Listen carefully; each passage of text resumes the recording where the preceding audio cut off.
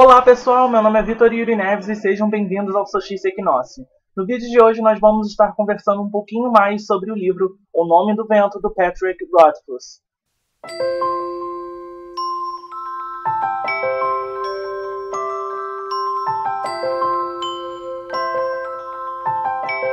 O Nome do Vento é o livro respectivo do mês de janeiro daquela maratona /tag que são 12 livros para 2017. Caso você ainda não tenha assistido, eu vou deixar o cardzinho de informação aqui em cima com o vídeo para você dar uma acessada.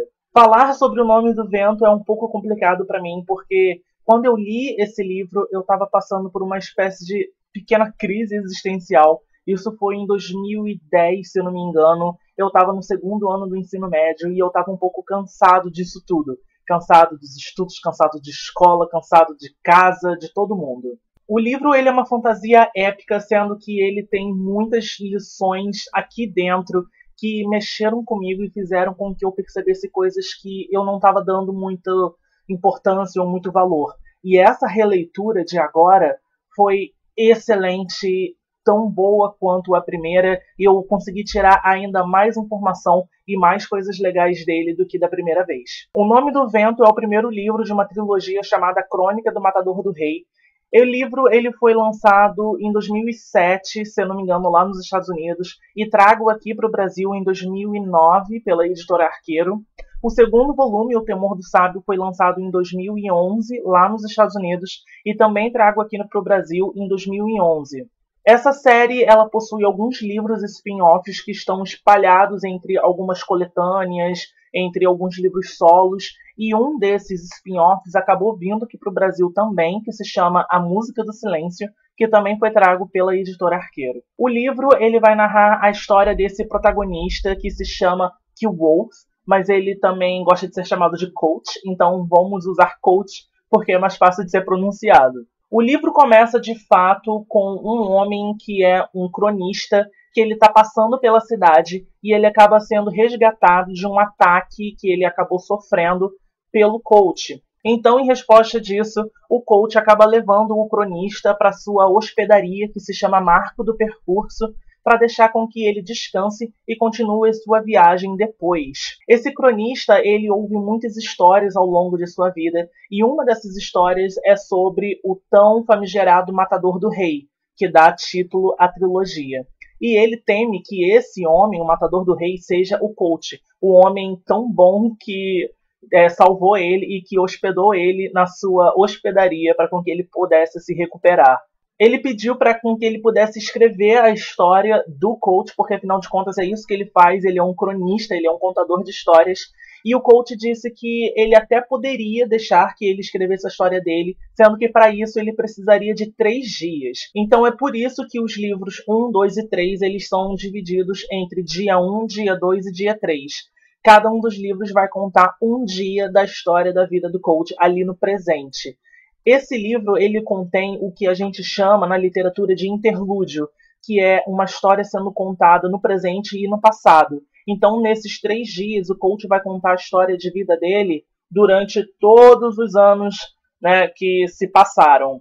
Coach, quando tinha aproximadamente uns 10 ou 11 anos, ele e a família dele sofreram um grave atentado e todos eles foram mortos por um grupo misterioso chamado Chandriano. Eles eram uma espécie de trupe itinerante que viajavam ao redor das cidades, se apresentando em espetáculos, em várias coisas, né? Eles eram como ciganos, né? Nômades. Com 10 anos e muito abalado pela perda dos seus pais, ele acabou vagabundeando pelo mundo afora até chegar numa cidade. Nessa cidade ele se estabeleceu como morador de rua, como mendigo, digamos assim, e ele passou boa parte da infância dele e pré-adolescência nessa cidade. Ele conheceu várias pessoas que ajudaram ele ao longo desse caminho, mas ele também descobriu várias coisas muito sujas em relação a essa cidade e a como ela é governada e gerenciada.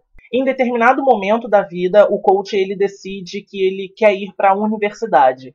Essa universidade ela é conhecida por formar os maiores arcanistas do mundo.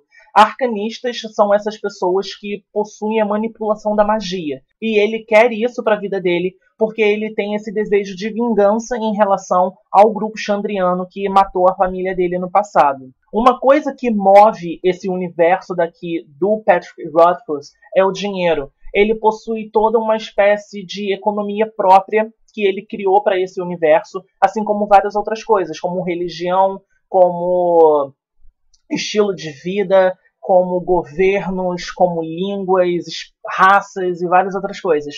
E a magia também. A magia do nome do vento, ela é basicamente única, porque desde quando o Coach ele era bem pequenininho, o pai dele dizia de que as coisas possuíam nomes e esses nomes davam poder. Caso você soubesse o verdadeiro nome dessa coisa, ou daquela pessoa, ou de alguma coisa específica. Então, o Coach ele passa boa parte do livro tentando descobrir o nome do vento, para com que ele possa se tornar um arcanista e assim poder vingar a sua família. Muitas pessoas acabaram, digamos assim, vendo pequenas referências de Harry Potter e do mundo que J.K. Rowling criou aqui nesse livro, mas eu meio que entendo o porquê, sendo que eu não aceito muito bem, porque eu acho que, por mais que sejam duas séries de ficção fantástica, elas são completamente opostas e distintas, cada uma com as suas qualidades e os seus problemas também, porque é claro que nada é 100% perfeito, sendo que a gente consegue abster dessas imperfeições por causa da quantidade de coisas positivas que a gente acha nesses livros. Colt, ele foi chamado de várias coisas ao longo da vida dele, coisas bem ruins, vamos ser sincero, né? E a maioria dessas coisas foram empregadas a ele quando ele ainda estava na universidade, porque ele foi grande do seu modo, da sua maneira, através do seu ponto de perspectiva, sendo que uma coisa que eu acho interessante nesse livro é que nós não conseguimos descobrir de fato quem é o protagonista e quem é o antagonista dessa história. Porque os personagens, né, da Crônica do Matador do Rei, desse universo, eles são tão verossímios que a gente consegue quase sentir.